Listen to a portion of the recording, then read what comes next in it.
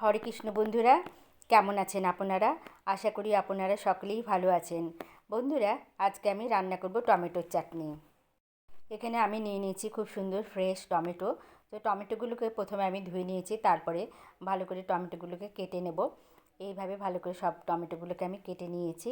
তারপরে এখন আমি কড়াইয়ে দিয়ে দিলাম তেল। কড়াইয়ে তেল গরম হয়ে গেলে প্রথমে দিয়ে দেবো তেজপাতা ফোড়ন, তারপরে দিয়ে দেবো দুটো শুকনো লঙ্কা ফোড়ন ও সর্ষে ফোড়ন। এখানে পাঁচ ফোড়নের সম্বারও দেওয়া যায়, তবে আমি সর্ষে ফোড়ন দিয়েছি। তারপরে ফোড়নগুলোকে আমি ভালো করে নেড়ে চেড়ে দিয়ে আমি কেটে রাখা টমেটোগুলো এখানে দিয়ে দিলাম। টমেটোগুলো দিয়ে দেওয়ার পর টমেটোগুলোকে আমি ভালো করে খুন্তি দিয়ে নেড়ে চেড়ে দেবো। তারপরে এখানে দিয়ে দেবো আন্দাজ মতো নুন ও হলুদ। নুন হলুদ দিয়ে দেওয়ার পর আমি একটু নেড়ে চেড়ে দেবো। তারপর আমি ঢেকে দেবো। টমেটো সেদ্ধ হতে বেশিক্ষণ সময় লাগে না, একটুখানি ঢেকে রাখলেই টমেটোগুলো সেদ্ধ হয়ে যায়।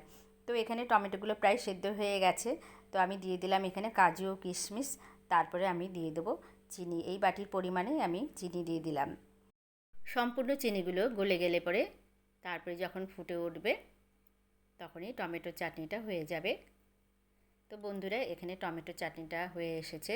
তো গ্যাসটা অফ করে আমি চাটনিটা নামিয়ে নেব, অন্য একটি পাত্রে ঢেলে নেব। তো বন্ধুরা, কেমন লাগলো আজকের এই টমেটোর চাটনি? ভালো লাগলে একটি লাইক ও কমেন্ট করবেন। ভালো থাকবেন আপনারা সবাই। রাধে রাধে।